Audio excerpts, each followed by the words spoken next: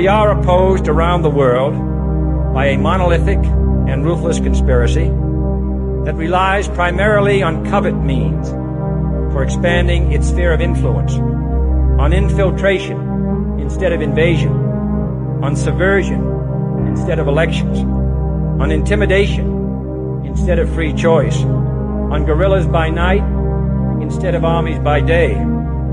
It is a system which has conscripted vast human and material resources into the building of a tightly knit, highly efficient machine that combines military, diplomatic, intelligence, economic, scientific, and political operations. Its preparations are concealed, not published.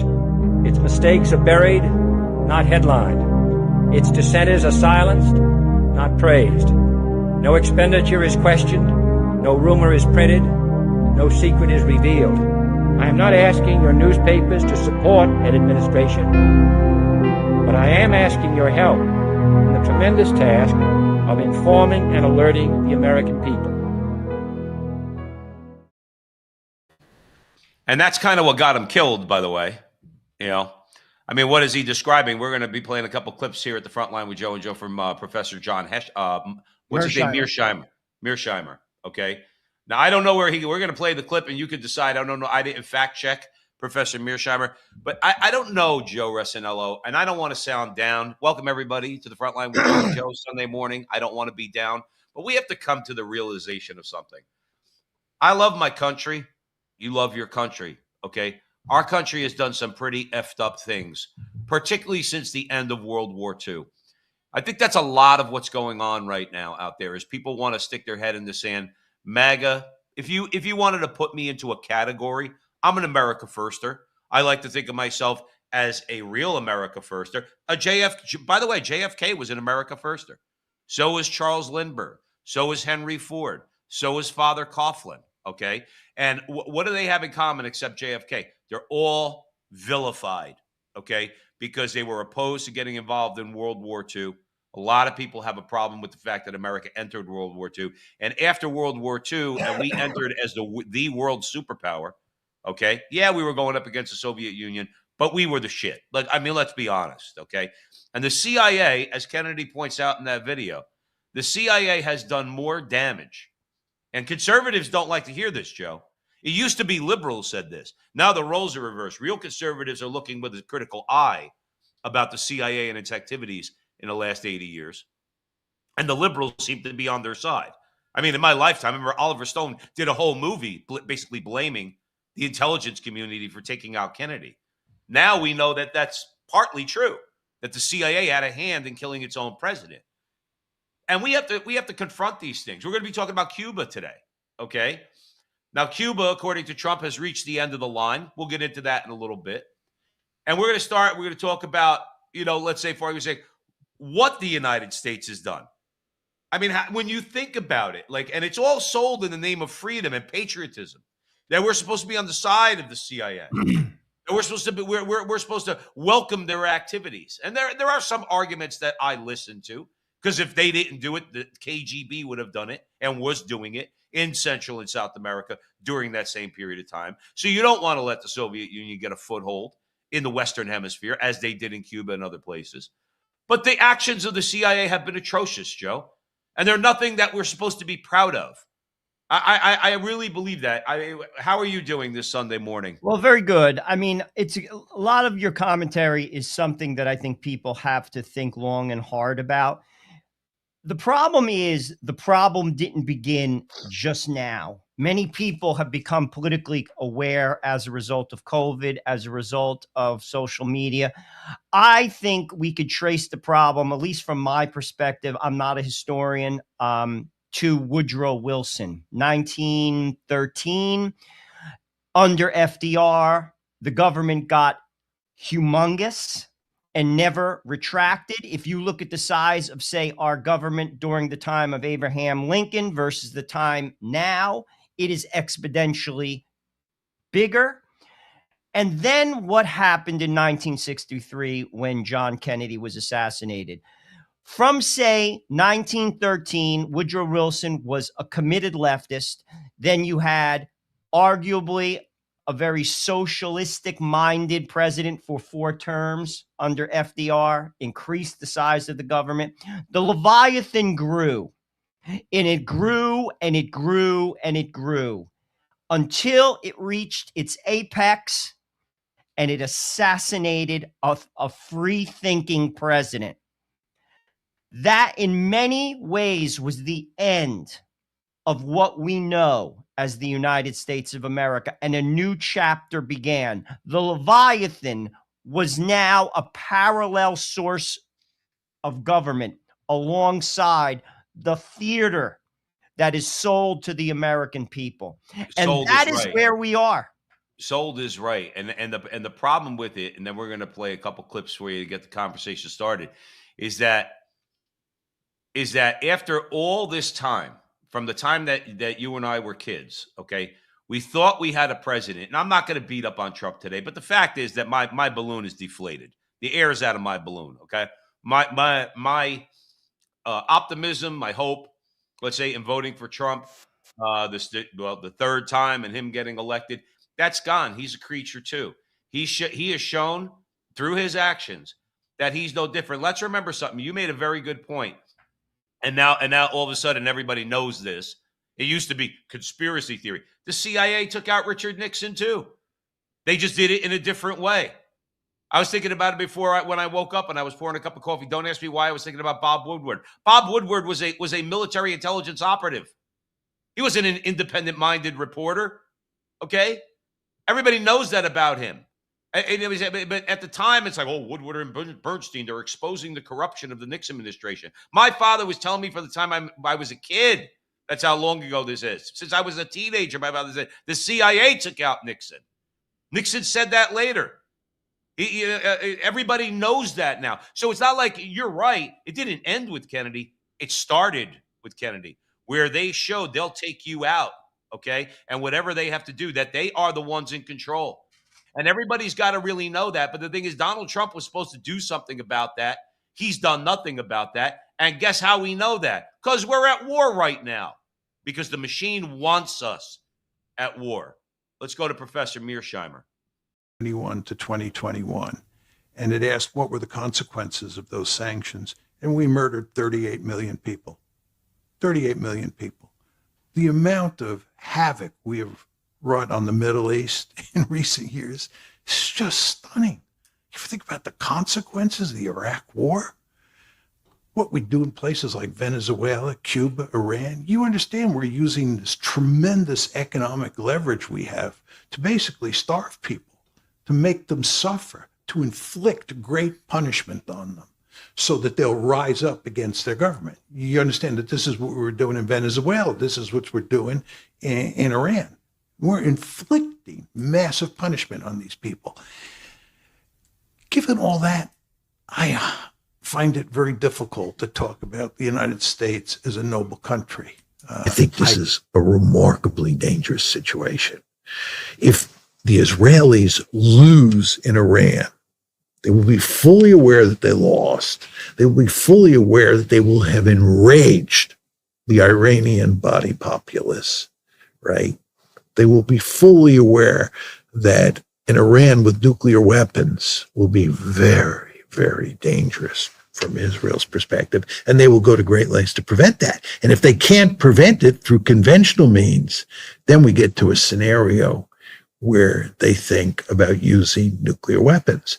And as we know, there's no state on the planet that is more ruthless, more murderous than the Israelis. So the idea that they would use nuclear weapons is certainly plausible. And I really worry about this scenario. So do I. So do I. Joe, I knew growing up, I knew that the idea that Russia, the Soviet Union, was going to use nuclear weapons, or that we were going to use nuclear weapons against them.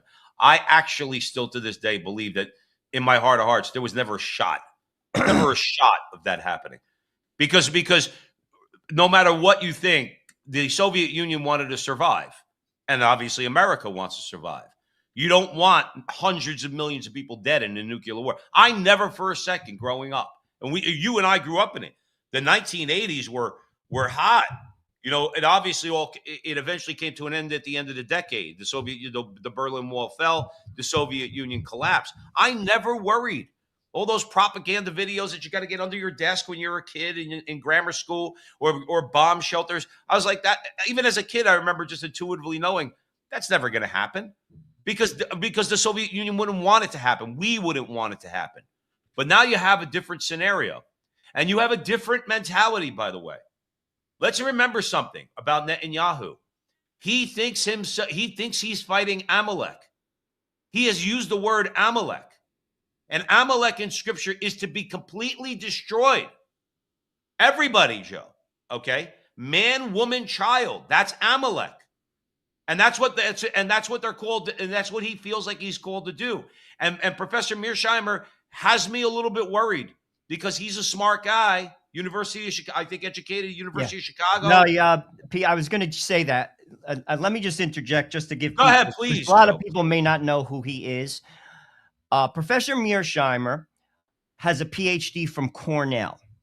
For 4 decades, he has taught political science at the University of Chicago. You're talking about a big think individual. This is not your average bear. You don't have to agree with him, but this is a big thought person. Written many books. Also about Professor Mearsheimer. He has been banned from the mainstream media. Of course. As far as giving his opinions, he is very critical of Israel. He has been critical of the United States, particularly in the Middle East. And because of that, he gets little to no airtime. And that has gone on for quite some time.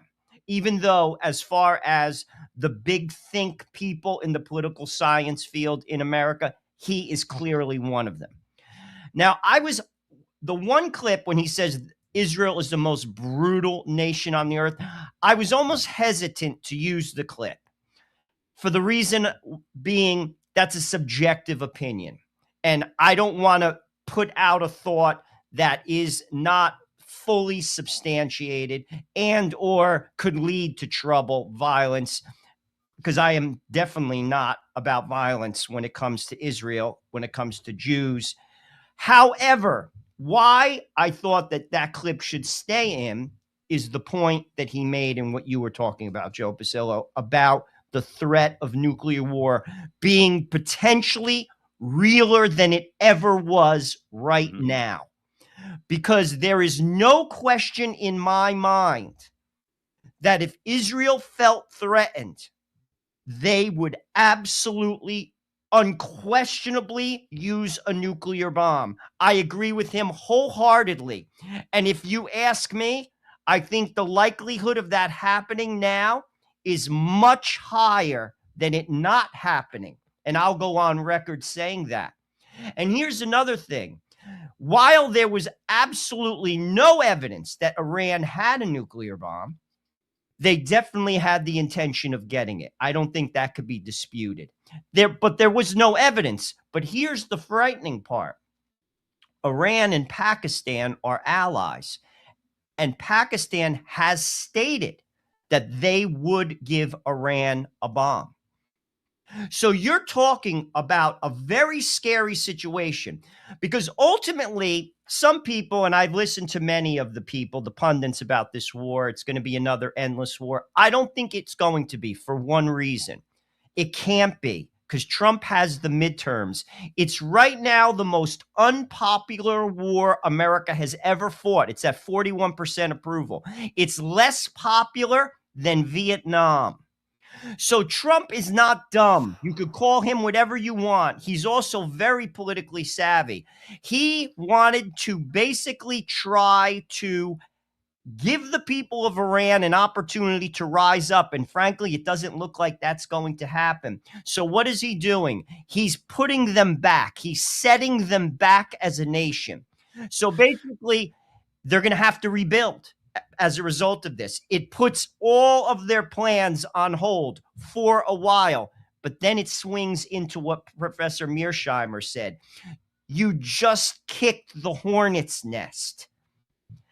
And ultimately, what does that do? Down the road, you just elevated the conflict between Israel and Iran to the point where it absolutely positively could turn nuclear. Then what? And that, Then what? Then what is a really scary thought?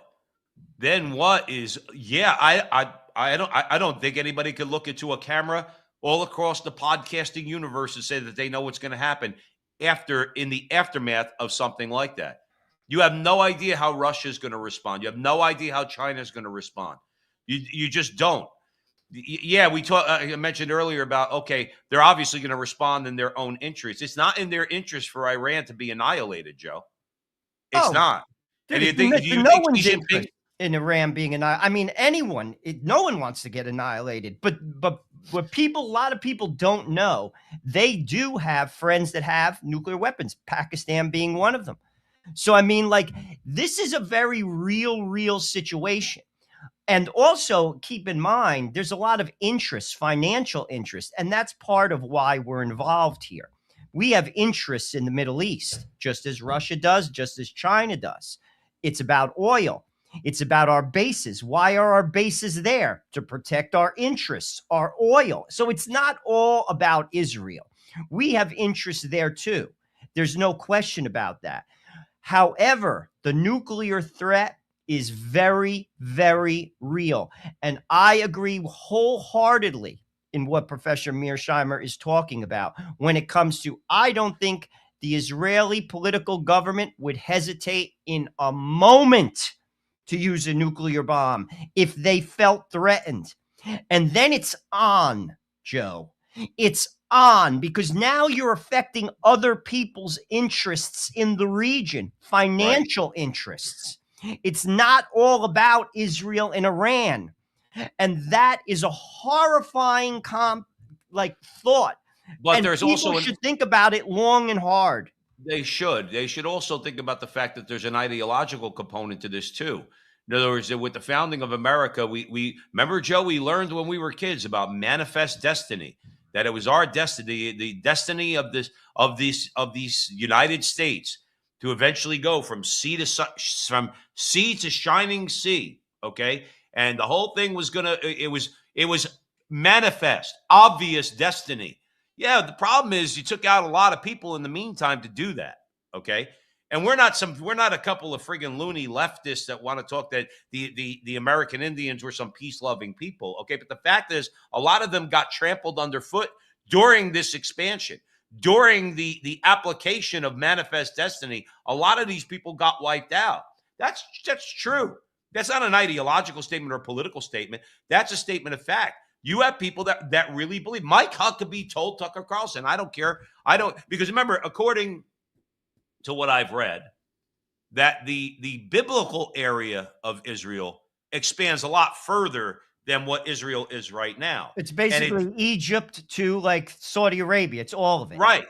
Rather large. Mike Huckabee turned out and he said, I don't care if Israel takes it all over. Right.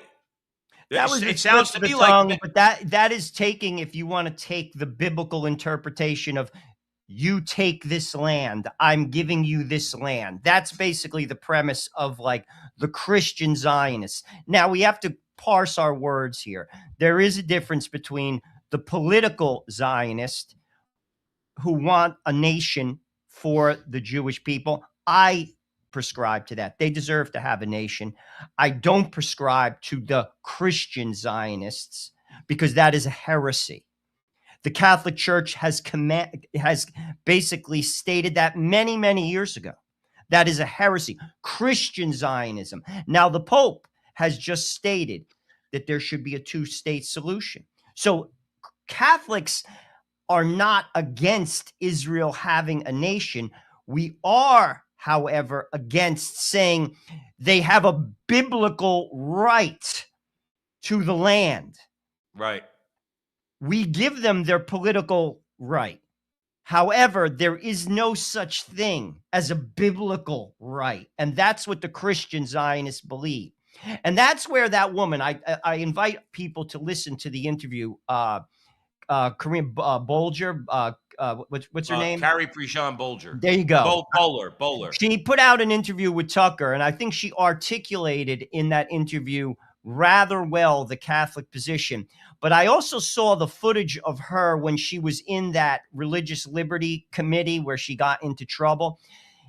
She did not in that venue articulate the difference well between Christian Zionism and the idea of political Zionism, because the phrase was used like almost like insinuating that Catholics don't feel that they should have a nation. That's not correct. The Pope has been very clear. It's two-state solution. However, Christian Zionism, who believe that they have a biblical right to the land and they are the chosen people, Catholics have condemned that.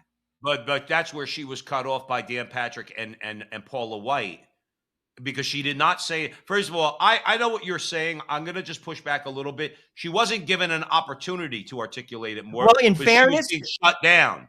In fairness, and I'm going to say it because it's the truth. And it's easy to say this through a Monday morning quarterback situation and I don't fault him because it's easy to point a finger. Barron should have jumped in. You see, Barron was there. Yeah. He's a bishop of the church and he's highly intelligent and he could have helped her. All he had to do, he would have leveled the playing field. He could have articulated basically the difference between the state of Israel versus the belief that Israel, they are the chosen people, that the temple, the new temple, is Jesus Christ's body. He could have articulated that perfectly. He didn't. Yeah. And I'm not bashing him. I like him. I think he's a great bishop. I'm all about Bishop Barron. And it's easy to point a finger. It's easy to throw a stone. And I'm not doing that. But he could have helped her. And he could have put a solid, intelligent, not that she's very intelligent, but he could have put a lot of clarity to the position. And that didn't happen. And as the only clarity on that commission that was desired by both the Christian Zionist Patrick and Paula White and the rabbis there was doesn't matter political or theological or biblical. That doesn't matter to them. If you say what she said, the rabbi made it clear. That's anti-Semitism. No, and here's the deal. That's, to be truthful with you, why that interview, and I did listen to an hour of it. I didn't listen to the whole thing. I still have 40 minutes to go with Tucker. Dude, that interview is a bomb. That is a bomb, dude. Dropped on Christian Zionists, dropped on the Religious Liberty Commission, dropped on, frankly, people who say they're pro-Jewish like religion when certain aspects of the Jewish religion are silenced because they are not for the nation state of Israel, as in Orthodox Jews are very vocal. And she talks about that and how their voice was left off that commission. Dude, that is a damaging conversation. No, listen, E. Michael Jones has pointed out for a long time. He says, this is the problem, because it's always about, you're talking about all Jews and he makes a good point. The big Jews bully and push around the little Jews, and Orthodox Jews are the little Jews. Look, a lot of your secular Jews in America, they don't like the Hasidim. They don't like the way they live their lives. We had on Rabbi Levin, what was it, a couple of years ago now, or 4 years ago now, he got mad at us because we were supporting Trump. He says, okay, you're looking about abortion. He goes, what about Trump on gay marriage? What about Trump on all these other things? Here's a guy's got 17 kids. So guess who doesn't like? You think Hollywood Jews really like Rabbi Levin? No. Okay, and people like him. Levin. Yehuda Levin. All right, from Brooklyn. He said Joe and Joe straight, not for nothing. I respect him. Okay? Oh, dude, I have no problem with Orthodox. Because he's like, you guys. So the thing is, he's one of the little Jews that gets pushed around. He's not the voice of the Jewish community. But again, that's parsing, and it's important to talk about that. Bibi Netanyahu is not a religious Jew. He's culturally Jewish. He's not religious at all. And many of the people, now this doesn't mean that they get to be hurt. They have a right to a nation. I have and frankly, I actually support the idea that they were There was violence against Jews. That's reality. Yeah. In the world, there were violence against Jews, and they wanted to have their own nation, and they were given one. Fine. However, it should be a two-state solution. How you do that is easier said than done, in fairness, because there are people that want to eliminate them off, and that's horrible. That is not a Catholic position, and we can never support that position. And I never will, and neither will you. I agree with you on that. I mean, even Antonella in the chat room, she goes, "OMG, forget two-state solution." My heart is with a little, no offense, Joe Rossinello. My heart's a little bit more with Antonella for the simple reason is this: the Arabs don't want a two-state solution. The Muslims don't want. Well, that's their problem. You see, that's the way I look at it. Like you have to, they're there to stay. And that's where they are wrong. And some of them are even violent, and I'm against that too. But like you have to come to like reality. The reality is this: they have a country. Palestine deserves a country. The Pope has said this, and I'm glad he has said this out loud. Now let's work for peace. Now let's promote peace. And peace, to be honest with you, comes down to one word: forgive. Oh, that's not. No, but I'm just saying. I agree. That is the bridge to peace. I think about it all the time. Forgive. And then we move forward.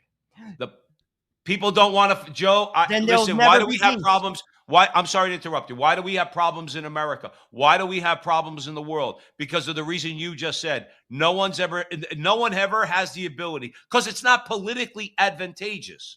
By the way, it's very cynical. Okay, it's not politically advantageous to forgive. That's why the German people are still paying reparations. If I was a second or third generation after World War II German, I'd be like, I'm not paying anymore. What are you talking about? I'm not persecuting Jews because they're not forgive. You're never to forgive Germany. You never forgive America for slavery. You never forget. It's always all the problems in the world. Okay. Most of the problems in the world. One of the things that people are not willing to do is move past historical grievances, regardless of how much justification people have for being pissed off and having a grievance. Nobody's willing to forgive. Sit down at a table and say, we're going to move forward. You hit the nail on the head. I agree with you. Okay. But forgiveness is not going to happen. Well, that is a shame. I mean, what I would say is it could, if it's taken to a point where it's the past point of no return. And this is the example I'm going to give. There are two fathers that have been put onto the world stage in the last 10 years. One is Jewish. The other is Muslim. They both had daughters murdered. You could Google it. I don't know their names, but they have gone on a number of platforms. They've been recognized globally, and they have become good friends because they lost their daughters. And obviously they're heartbroken. And as a result, they're pushing forward the idea of peace through forgiveness, that if they could forgive each other, both of them lost their daughters, the world has to forgive each other. That's the answer. They are the example.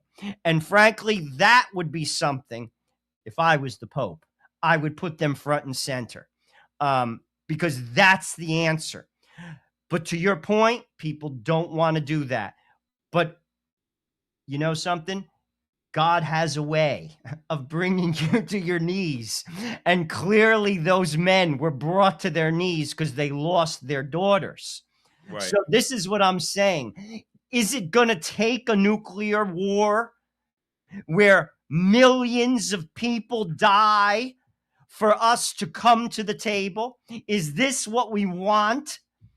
Because that's the direction it's going. Well, let's hope the more rational people in this conversation prevail, and that does not happen, and they draw this incursion to an end. You're with the front line with Joe and Joe Pasillo, Joe Rossinello, weighing the breach. I mean, I'm getting to the point where, listen, you know, when you talk about forgiveness, I mean, there's a lot of, one of the reasons why that I really have to rein in my scrolling is because I get angry. And one of the things I get angry about lately is the fact that they're showing us every single day, Joe Rossinello, they are showing us that we do really have a uniparty, that we do really have a government that's out, just simply out for its own interest. Because something as popular, I mean, just outright popular across the board, even the United States Senate doesn't want to have anything to do with. Republican Senate Leader John Thune has two options for the SAVE Act. 83% of Americans support requiring proof of citizenship to vote, including 95% of Republicans and 71% of Democrats. Option one, it's cloture, and it guarantees the bill dies. Cloture is not debate. It is a 60-vote wall. When Democrats signal a filibuster, Republicans file cloture. If they don't have 60 votes, cloture fails. Republicans don't have 60 votes, so it does fail. And this means the bill never even reaches a final vote. Now, option two is forcing a talking filibuster. Make the minority physically hold the floor. When they stop talking, debate ends, and then guess what? The bill can pass with 51 votes.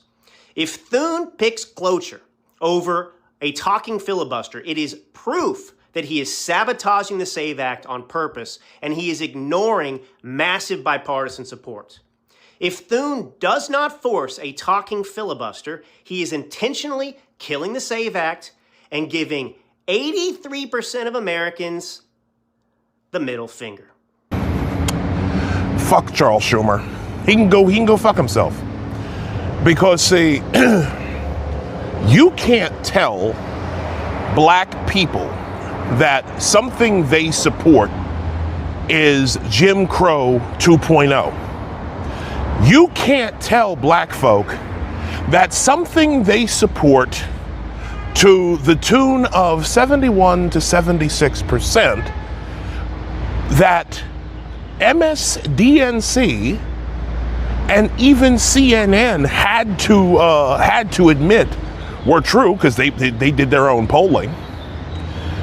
Black people support having an ID to vote.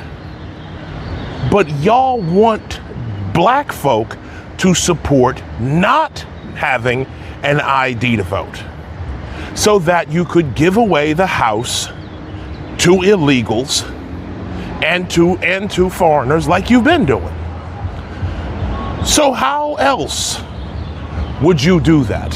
How else would you influence black folk to once again go against our best interests, like you've been doing for the last 60, 70 years?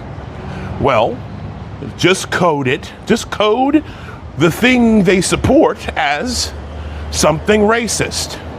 Do like the communists did back in the 1930s, where you tag something, where you call the thing you're trying to get opposed, call it something with a bad smell.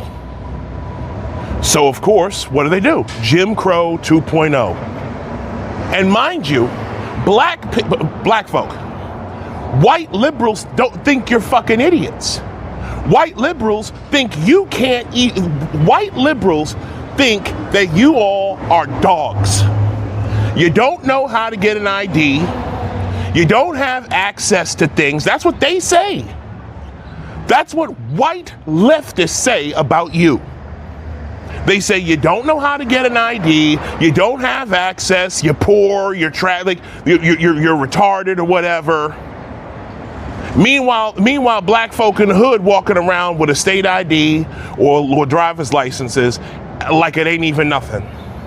The SAVE Act is dead. It's not going anywhere. It's never going to pass. You're going to hear many different reasons why. Some people will tell you because the Republicans want to keep the filibuster pure, not to hand it over one day to the Democrats who will use it against us when they've got power back. You'll hear that there aren't enough votes. You'll hear even, I think Glenn Beck said today, that it's because the Republicans don't want to put in the hard work. It could last 60 days, 24 hours a day. How do you organize this? Who's there? Who's not there? It's none of that. I've been saying this for a year, and now it's only become more clear. Who wouldn't want to pass illegal aliens can't vote? You need voter ID. I mean, it's the most simple layup in the world. But at the end of the day, the entire Congress, not just the left, but the right, want Trump to fail. Trump has less bills put into law than any other president in modern times. It is just so simple. They all hate him. He has called them all out at one point or another, given them all nicknames, degraded them, made them feel embarrassed at some point. And because they're politicians, because they lie when they move their lips, they have just pretended. They have gone through the process of just pretending like they want to have Trump's back, like they too are MAGA. None of them are. They want Trump to fail. They are not going to give him. It seems to me that they want the American people to fail more Well, than they they don't want. care about the American people. That's the benchmark. That's what people have to figure out, Joseph. You hit it right on the head. They don't care because the real constituents are the donor class. Dude, the solution is simple. Going to the first conversation, the talking filibuster only allows for 51 votes, and they have the 51 votes. There is the answer. Thune has said he's putting it to vote on Wednesday.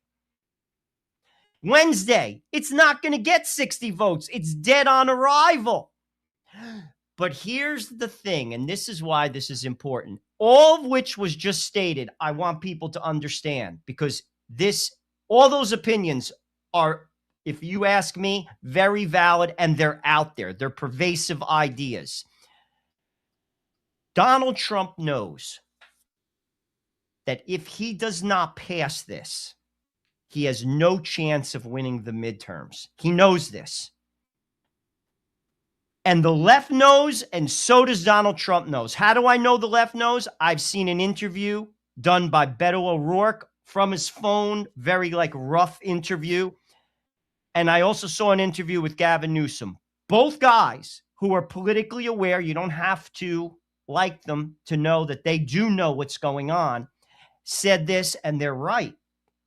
They'll never win another election. How do I know they're right? Because Ron DeSantis made corrections with regard to voting properly, i.e. paper ballots, i.e. showing ID, the whole deal, putting controls in place, common sense controls. When he first won the governorship of Florida, he won by 2 or 3%. The second time he won by double digits, 20%. They will never win again. So it's a life and death struggle. This bill is a life and death struggle between the Republicans and the Democrats. Right now is playing out in front of the American people. They know this. So John Thune is he said he's going to put that bill up on Wednesday, and it will not get 60 votes, and it will fail. Knowing Donald Trump to be the man he is, do you actually think he's going to let a plastic Ken doll from South Dakota take him out? No way. What does he do? What does he do? I don't know the law, and I'm not going to subject. I've heard, and again, this is just different things. John Adams was the vice president, replaced the majority leader. He became the majority leader, J.D. Vance. There's things, again, I'm not a lawyer. I'm not going to, I'm just throwing that out there as some possible solution.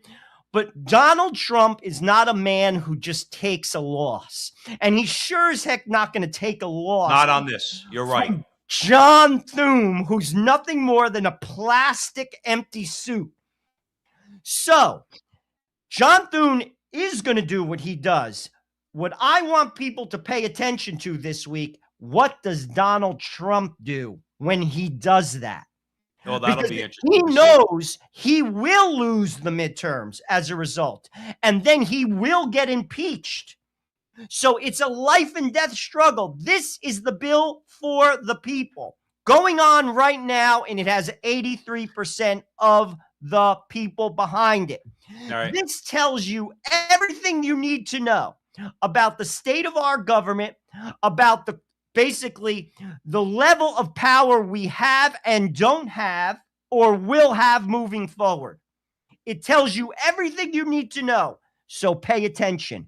I don't understand what it is John Thune hopes to gain. I don't know if John Thune's got to know also that if this doesn't pass, that they're going to lose the midterms. Well, guess what? He's not Senate Majority Leader anymore. What does he gain? His seat until he dies, Joe, because this puts him in jeopardy. They all can get voted out. So he really is that selfish. They all really are. I think they all are. I honestly believe at least 80% plus. It's all about them. And I'm going to give you case in point. John Cronin, who in my opinion is a horrible representative. Cornyn from Texas, horrible senator. He was holding out on the SAVE Act.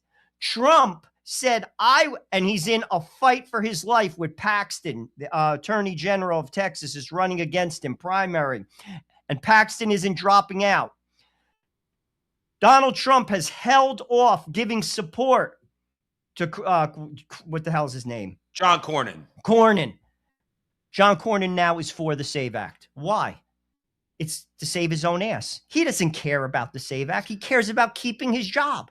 That tells you that is the example. Everything you need to know. It's about me.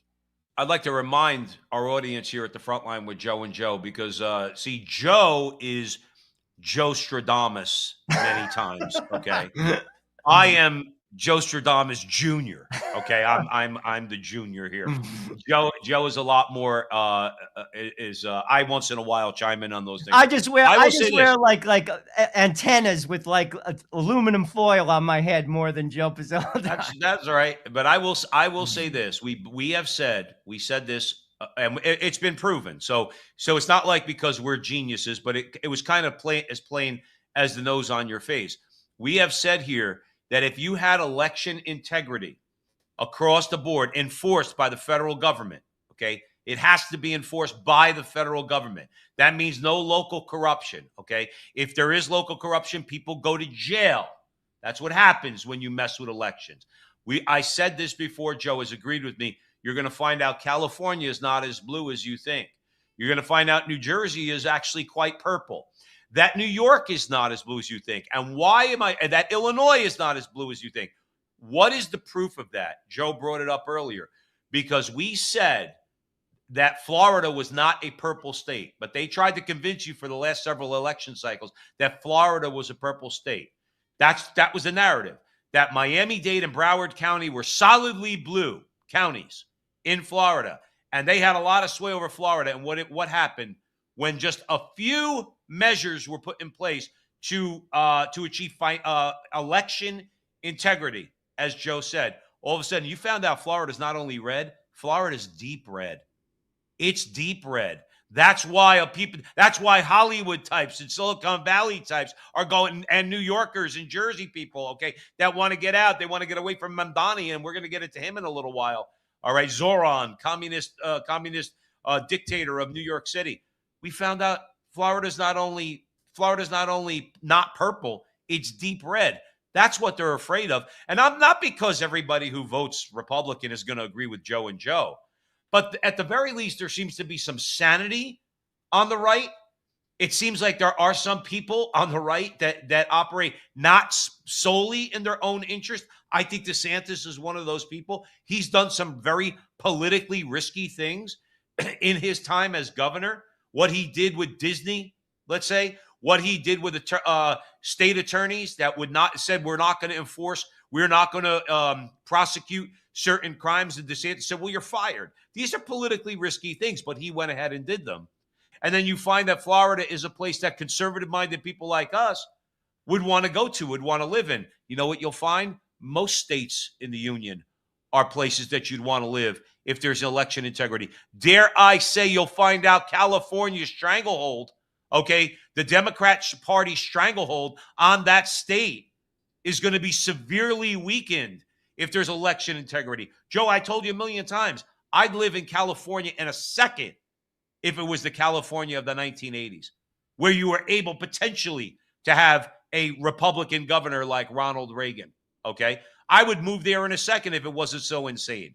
That's why they fear election integrity, because you're going to find out that they've been stealing the votes of the American people, or at the very least nullifying them through illegals voting and proving people like us right and it's all going to come out.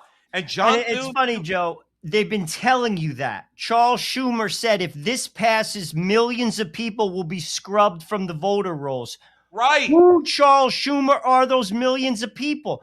This is common sense. Showing ID, showing proof of citizenship, paper ballots so there can't be mistakes. This is not a political conversation.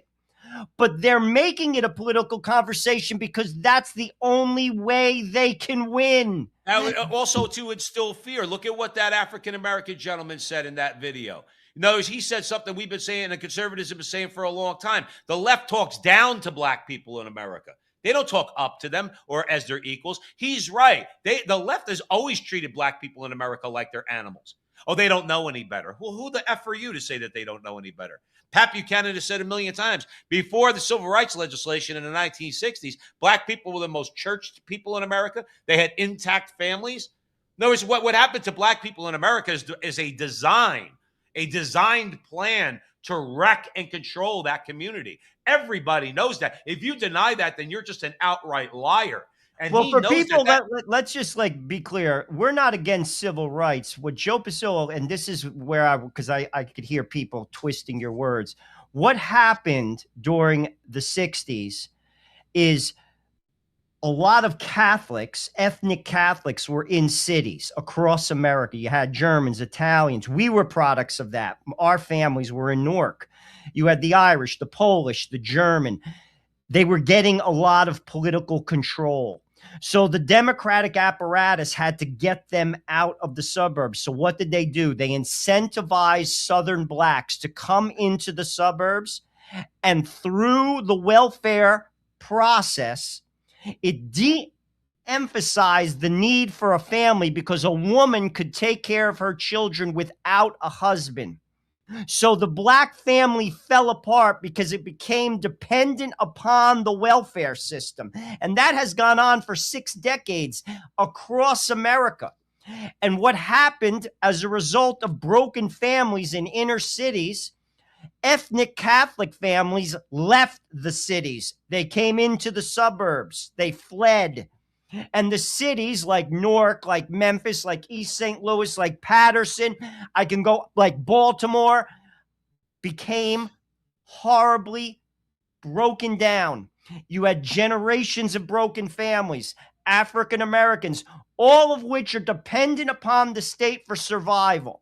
They're on the dole. It's not about giving someone a boost up. It's about keeping them there to keep their vote.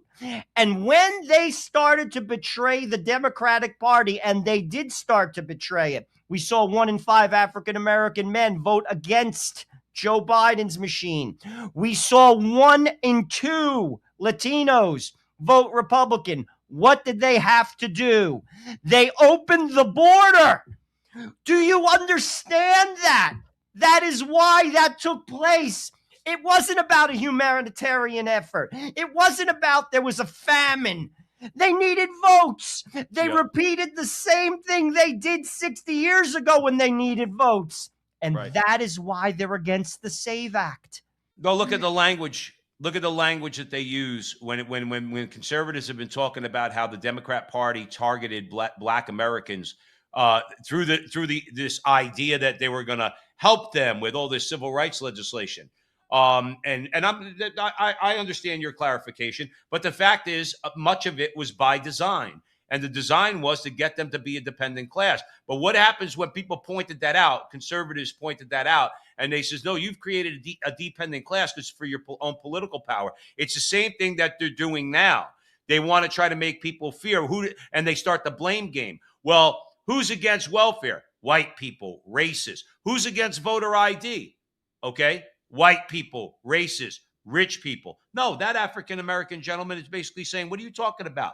Knows you're going to look down your nose at us. And by the way, the attack against all those ethnic Catholic enclaves in America, okay, started after World War II. And I would encourage anybody to go out and go look up Paul Blanchard's book, Catholic Power in America, Catholic Power, American Freedom and Catholic Power, which was, as Bill Donahue has called it, an anti-Catholic screed. Paul Blanchard was a Protestant, okay? And they didn't like the fact that Catholics had a tremendous amount of power in this country in those very cities that Joe just mentioned. And they used that power because that power was concentrated, and they looked out for their own interests, and that was deliberately, okay? E. Michael Jones goes into this extensively, okay? How the left and the oligarchs, they used basically a sharecropping population, Black Americans in the South, imported them to the cities where they had no experience of life in the cities, okay? And they went into Newark, they went into Detroit, they went into Chicago, and it's what happened and that's how, very cynically, people like, those who wanted to wreck Catholic power were able to disperse that power into the suburbs. Anyway, we don't want to go too long into that. But at the bottom line, you're here with Joe and Joe, at the front line with Joe and Joe. Sunday morning, Joe, we're going to have to keep it moving because I have to go to Mass, as a matter of fact. But listen, we're going to talk about Cuba. We're going to make sure we get to Cuba. Let's talk about Canada real quick. C9 amounts to cancel culture that is enforced by government power. And all we really, really want is just the ability to freely believe, to worship, to hold our values, and we want to do that without government coercion. Bill C9 doesn't create new protections. It creates a fake law. It pretends to fight hate while really concentrating power in the hands of Ottawa. Petitioners fear that the change could criminalize passages of the Bible and other sacred writings. I mean, I don't know, or I don't understand how people, whether they're Canadian or America, don't see all the what's going on, and how the government here and in Canada, how the government is using this phrase, which needs in law to come to an end. It needs to be extricated from our laws. Hate speech. Hate speech is purely subjective. Hate speech is a tool in the hands of those who want power over what you say, so that anything you say, any criticism of them, anytime you open your mouth, oh, that's hate speech. But under their laws and what they're talking about, but you go to jail for that. You don't get a $50 ticket like if you're doing 65 and a 55 going down the Garden State Parkway. You go to jail for hate speech. Why don't people understand? Because guess what, Joe? If they pass that legislation and I have any kind of power, everything the left says for me is going to be hate speech, and they'll all go to jail. They don't realize you're not going to hold power indefinitely. And that at some point, your political enemies are going to hold power, and then they're going to go after you. Hate speech needs to go, both in Canada and in America. That is anti-religious freedom.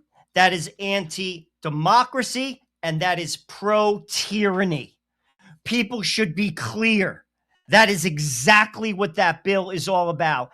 Every single Canadian should be against that bill. It goes against everything that Canada is about. And it, as someone said in the chat, Antonella, and it will pass. That means if you are a Jew, that means if you are a Muslim, that means if you are a Catholic in Canada and you say that marriage is between one man and one woman, you have just violated the law, and you could be subject to jail for believing what your religion dictates. That's what that bill says.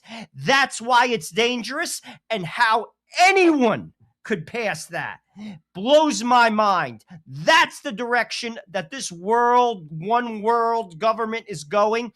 We are entering in a new chapter of world history where democracy is dead. Maybe it has been dead and we just didn't see it, but now they're not even pretending anymore. They're not even pretending. Well, listen, we just got done talking about the SAVE Act. We know that they don't want to have one man, one vote, or one person, one vote. They want to make sure that they can rig everything. Why? Because they want to put in place legislation like that woman was talking about in Canada. They want to do it in America. They want to do it in Europe. They are doing it, okay? The European Jewish Committee said that basically they want the Gospel of St. John banned, okay? So if I'm using them as an example, if that group had their way in Europe, the gospel is, how do you have the balls to think that you're going to ban the gospel of St. John because you don't like it? Okay, I don't see pogroms anymore. I could read John from the first line to the last line and not have any hatred at all whatsoever for anybody, particularly Jews. But well, the bottom line line is, in that is said the Jews, John in his, for people who want to know, John, as in the Gospel of John, said the Jews killed Christ. And he says it in no uncertain terms. That's the rub there. But here's the deal. That's what the scripture says. And in reality, the Jewish powers that be did lobby the Roman powers that be. And that is the reality of why Jesus Christ is dead. but And hate that speech, is reality.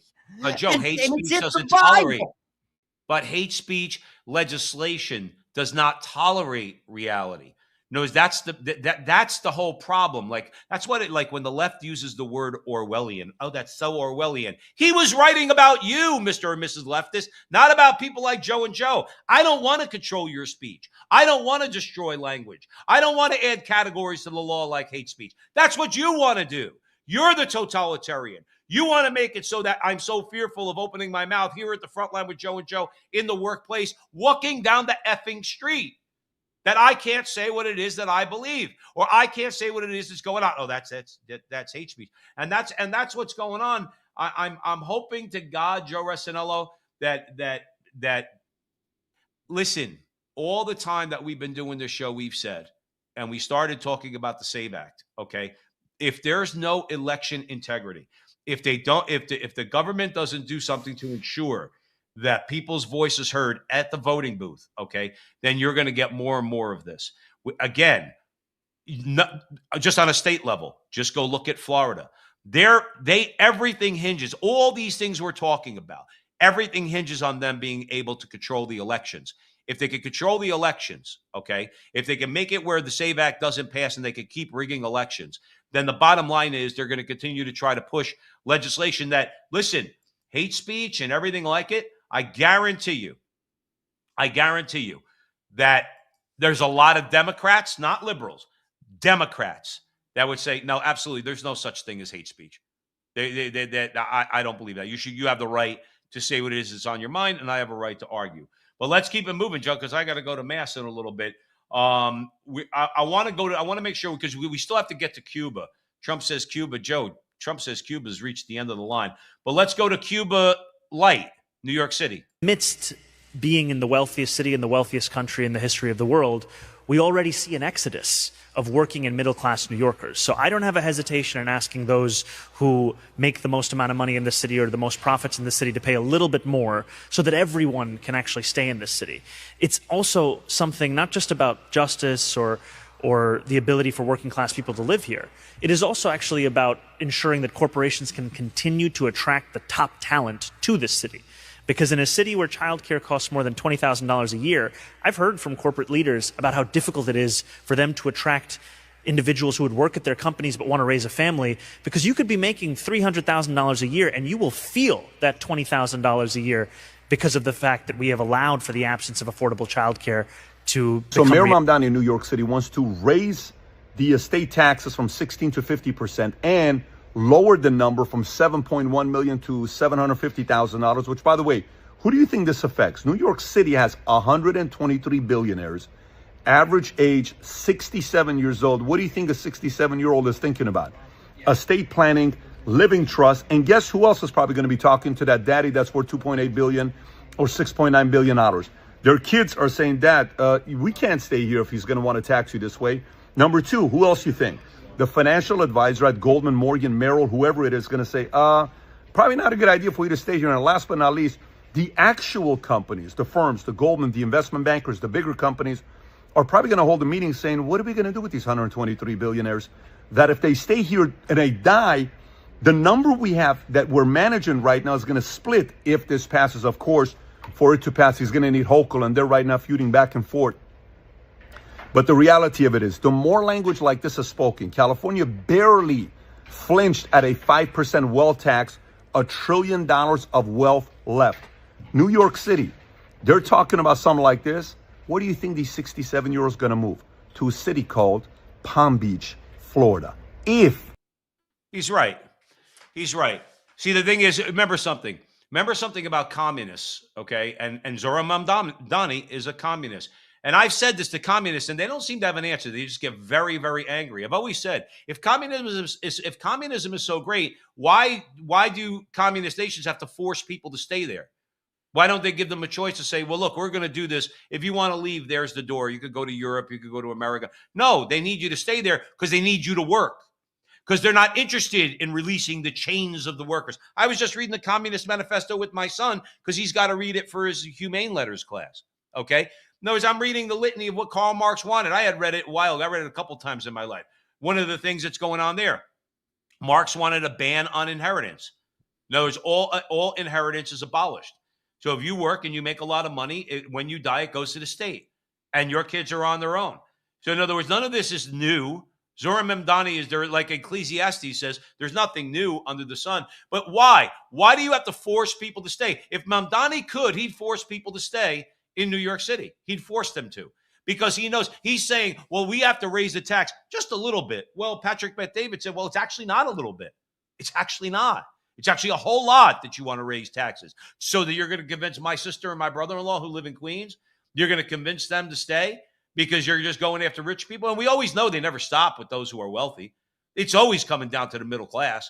The middle class is going to pay no matter what that lying communist says. Joe, I got to throw it over to you because I'm starting to get those angry emotions stirring in my soul, and I don't want them. Clearly, Mamdani is an ideologue, and Hochul is more reasonable. She understands, and she has vocalized this understanding, that she needs companies and those billionaires to stay because that's how she keeps her budget afloat. She has said that out loud. You got to remember, New York City is the engine that keeps the entire state of New York flowing.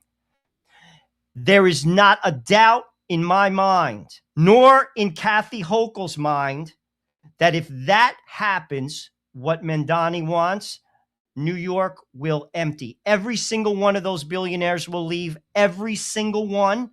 And many companies already are fleeing and will continue to do so. And the budget deficit will grow because there will be nowhere to get the money from. So that's the battle. The battle there is not necessarily between Mamdani and us. The battle is actually between Hochul and Mamdani. Keep your eye on that battle. It's going to intensify because it's reality versus ideology. Hochul understands how to keep the city and the state afloat. Mamdani doesn't care because he's part of a larger plan to push an ideology with the hopes that it will grow, right, to increase the conflict between the haves and the have-nots, forcing people to hear his rhetoric. And that is exactly what's going on there. That's the message. That's what you should pay attention to. But ultimately, it is malfeasance to put forth that agenda, as it was when with de Blasio and AOC chased out Amazon, 250,000 jobs in Long Island City, and Governor Cuomo, who is not exactly a conservative, said, what you just did, chasing out 250,000 jobs out of New York City, was political malfeasance. His words, not mine. That's exactly what we're seeing with Mamdani now. Well, see, listen, we've said all the time at the front line with Joe and Joe, I don't like the way these corporations operate. I think that they get away. I think they get away. I think they get away with, they love pushing things like illegal immigration, women in the workforce, foreign visas, foreign workers. They love that because that just dilutes the workforce. That makes it where these corporations, that they don't have to compete for labor. I have my bona fides in that regard are pretty solid. I've been pretty clear in my criticism of them. But in the meantime, where people have nothing, okay, you chased out a company that would have brought in 250,000 jobs, and that's the bottom line. Okay, you could get to Long Island City on a subway ride, no matter where you are in New York. You don't have to own a car. You could get along very, very well without a vehicle. Okay, you could take the subway, you could take the bus. All right, a lot of people do. So my point is, you could make things less, even if you live in New York City and you're not getting paid top dollar like Amazon should be paying people. And the fact is that, well, those jobs don't exist because, as you said, de Blasio and AOC, they did, two communists who will never admit they're communists. At least Mamdani admits he's a communist, okay? Because their worldview, their ideology is, yes, you might have created a job, but we don't want you making money. Well, I don't know if you know the way the world works. Marxism, communism is a failed project. It could never work, even if it was never tried. Okay. You people are too stupid to realize that. That doesn't work. And yes, if someone creates a business, they're going to make more money than their employees. Yes, they are. They are going to be able to make more money after that because they have money. That's the reality of economics. Should we do something about it? Should we make sure there's worker protections? Absolutely. I'm in favor of all of it. Okay. But at the end of the day, some people are going to make more money than other people. And guys like Mamdani cannot stand that. And he's looking at, like, he thinks that the son of a billionaire should not inherit that man's money. And I would say, Mr. Mamdani, Commissar Mamdani, that man earned his money not so that when he dies, he's going to give it to you. Part of his motivation was to give it to his kids. And here's one time where I'll agree with Ben Shapiro. What would happen, Joe, if a person did amass that kind of money or any kind of money, and they knew that it was going to be 100% taxed at their death and not going to pass to their kids? They're now not going to act responsibly with their money. They're not going to invest their money. They're going to spend their money. That's all they're going to do is just spend, because they're going to say, well, I might as well spend it because my kids can't get it. So it leads to a social breakdown too, because you're just going to have somebody who's just living purely for themselves because the state says the money you've amassed in your lifetime cannot go to your kids. It's a system that doesn't work. That's why I brought up the Communist Manifesto, because one of the tenets right there, right in the middle of this whole list of things that was going to be abolished is an abolition of inheritance. These guys, I was about to say they don't get it, Joe. No, they do get it, Joe. They do get it. They know exactly what they're doing. Joe, let me throw it over to you because we got to get to Cuba. No, let's go to Cuba. Because I know you got to go. Well, here's an example of a shining city on a hill under a communist regime.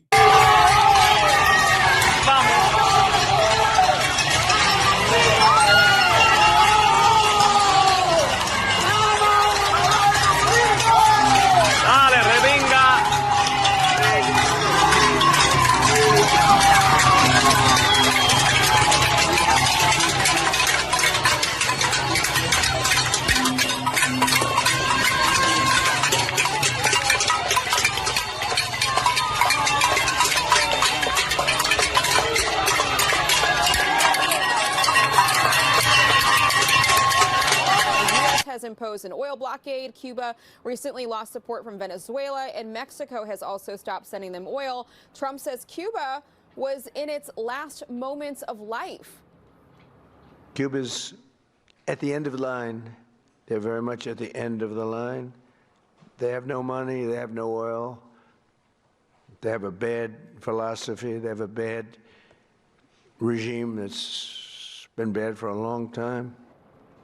The Castro family, as you know, John, still has major influence on the island. They handpicked Diaz-Canel as president. Recently, there's been reports that Marco Rubio held secret talks with the grandson of the former Cuban leader, Raul Castro, last month in the Caribbean. And by the way, still off to the side here as their pressure mounts on Cuban leaders, the Justice Department is weighing criminal charges tied to drugs and immigration against these Cuban leaders, just adding more pressure for them to come to a deal, potentially.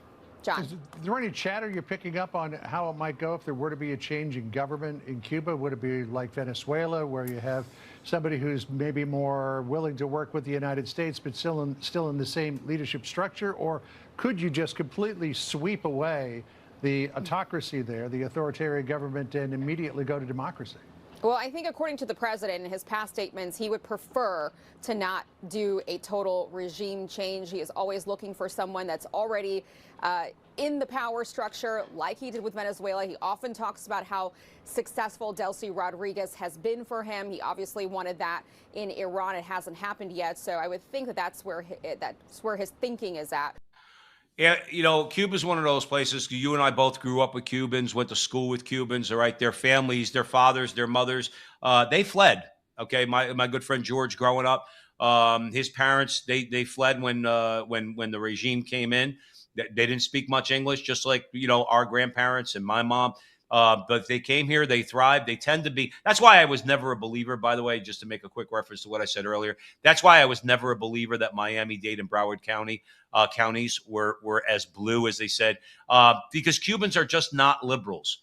They're not leftists. Okay, the young probably go to school and then get a little indoctrinated, and then they grow up and they become more conservative again because they fled a brutal regime. And I'm hoping that what she said in that report is true. Cuba has reached the end of the line. Cuba was propped up by a lot of different actors. Well, Cuba can't be propped up anymore. In other words, they need to have a situation where they hold an election, a real election with real oversight, potentially from the United Nations. Okay, if they have any function, the United Nations should be doing something like that, and let those people that were just there, rioting in the street and yelling in the street, let them have a voice. And maybe it is Raul Castro's grandson. Maybe there is a good Castro in that whole bunch, because obviously Raul, and needless to say, Fidel, they weren't very good people. They weren't very nice people. People who maintained an iron grip on power and did so for a very long time because they knew they had somebody had their back. So Venezuela had their back. The Soviet Union back in the day had their back. Other nations had their back. Well, guess what? Nobody's got their back anymore because everything else is in disarray. So now you're going to have to make a choice. And in this particular case, I do believe that if they hold an election, the people of Cuba will vote in for reforms, market reforms, political reforms, and they'll get back to being a vibrant place that it once was. It once was. And it's a shame. I've thought about this a million times in my life, how Cuba just really was wrecked by Castro. And again, you can make an argument about the CIA and everything else, but they really were wrecked by Castro and the Soviet Union, and they have an opportunity to be like a phoenix rising from the ashes. But they need to make that riot that you just saw and up marching up and down the street, that has to become the new revolution. Castro came in talking about la revolucion. There has to be a new revolution, and the communists need to go. Just real quick. How many times do we have to try something that clearly doesn't work?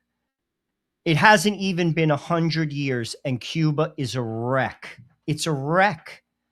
Communism does not work. Socialism leads to atheism, which leads to tyranny. What works is capitalism with an underlying belief in God, where people respect each other, who have a common purpose and belief in a unifying idea, which is God, which automatically regulates business, which tempers how we treat each other. That's what works. Is it perfect? Of course it isn't. Will there always be bad people? Of course there will be. But that works, and that's what made America thrive. Look at that picture coming out of Cuba. It's not even 100 years old, the nation, and it's collapsing. That's the end result. Now look at what's going on in New York in terms of the policies. Is that a Cuban policy that Mandani is putting forth? Absolutely not. It's a far cry from it. But it's of the same cloth, and it does not work. It does not work, and it never will. I wish people would understand. But the argument, they always then set up an argument. They say, well, but look at capitalism. You're right. But you see, but this is where you're not talking to two ideologues when you're talking at the front line with Joe and Joe. Our capitalist system, our free market system, needs many reforms, because both on the consumer end and on the producer end. The producers don't care. They exploit labor. We all know that. That's why there's an immigration argument. And the Chamber of Commerce, evangelical Christian conservatives, they don't want to do anything to shut down the border because they want cheap labor. The left wants them all coming across because they want votes. Okay, we understand how they operate. Wall Street has too much power. We get it. But did you hear what Joe Resinello said?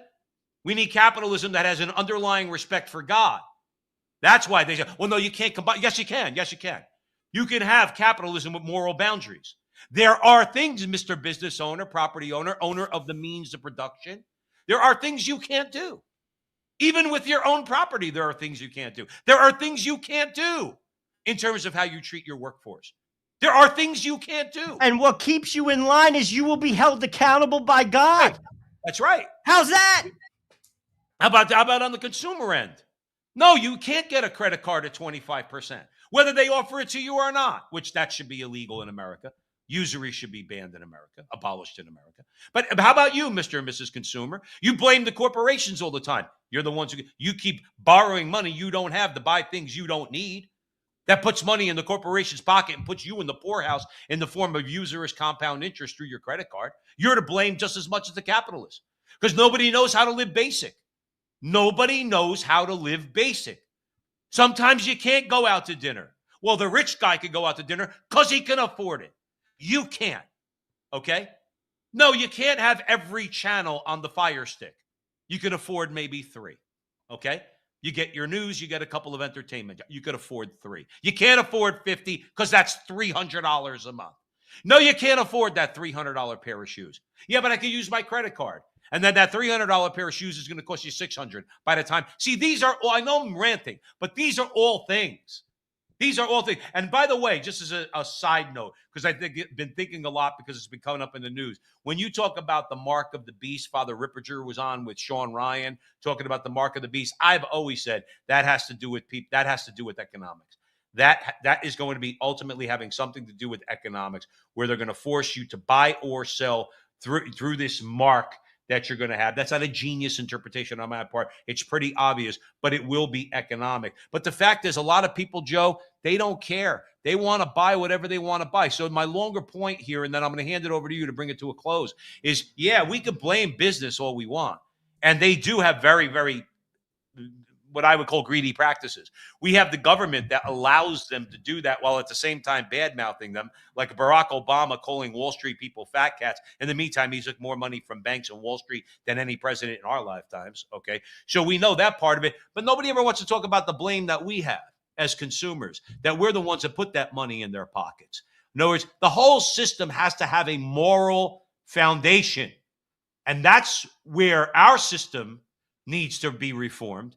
And that's where a communist system can never work, because they don't believe that there is anything other than state power. There is no God. There is no objective morality. It is only the power of the state. Joe, you can bring it to a close. 3 things I'm going to give everybody who's listening a homework assignment. 3 things we want to pay attention to this week. The SAVE Act, the outcome, and where it's going after the outcome. Second thing, Bill C-9 in Canada. Dangerous piece of legislation. Lastly, Cuba. Where does this go? If Cuba becomes free, this is history. History. 3 things to pay attention to. That's your homework assignment. We'll see you next week. All right. Thanks, everybody, for joining us at the Front Line with Joe and Joe. As always, we ask you to help us get out to a wider audience. If you like our conversations, which I assume you do, because you're here. So help us out on X, Facebook, wherever you're seeing this, YouTube, like, subscribe, share, do all that fun stuff. We'll be on next Sunday. We'll be talking about those very things because they're going to be in the news this week. And remember till then that our conversation is your conversation, and that conversation